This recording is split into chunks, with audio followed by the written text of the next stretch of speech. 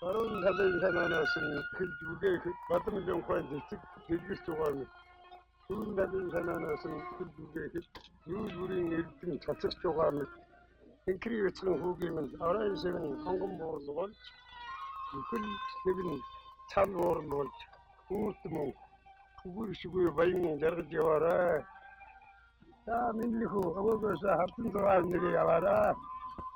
Үр хүүхдийн шинлэн дээдэлдэг Монгол ёс нь зайлшин үргээштэй ивэл жилтний хүнийг үрэн цааж ган хошуутай алтан бариултай хайчийг гар бүрийдэн дамжуулан гарсан төрсөн насын уртсахыг юрөөж сэвлэрийн хүндэн.